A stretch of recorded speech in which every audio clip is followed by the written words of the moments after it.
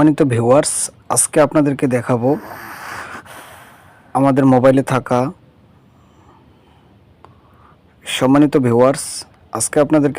কিভাবে ওয়াইফাইয়ের পাসওয়ার্ড দেখতে হয়। অনেক সময় আমাদের মনে থাকে না যে আমাদের ওয়াইফাইয়ের পাসওয়ার্ড কি, মনে থাকে না। তো এটা কিভাবে আপনি দেখবেন? তো এটা দেখার জন্য আপনার ফোনে থাকা ক্রোম ব্রাউজারে চলে যাবেন। ক্রোম ব্রাউজারে এসে এখানে লিখতে হবে আপনাকে টেন্ডা লগইন, টেন্ডা টেন্ডা। এই যে দেখেন টেন্ডা লগইন চলে আসছে। এটার মধ্যে একটা ক্লিক দিয়ে দিবেন। বাস, এটাতে আমি একটা ক্লিক দিয়ে দিলাম। তারপরে উপরে যে ওয়েবসাইটটা শো করছে এটার মধ্যে একটা ক্লিক দিতে হবে। এটার মধ্যে একটা ক্লিক দিয়ে দিলাম।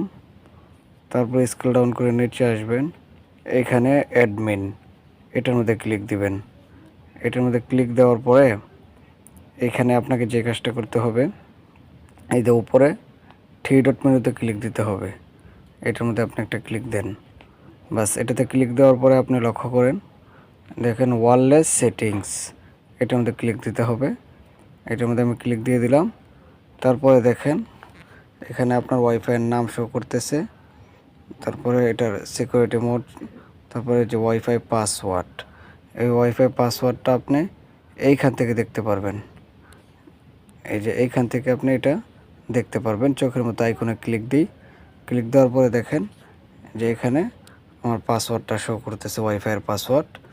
এই নামে ওয়াইফাইয়ের পাসওয়ার্ডটা এখানে শো করলো।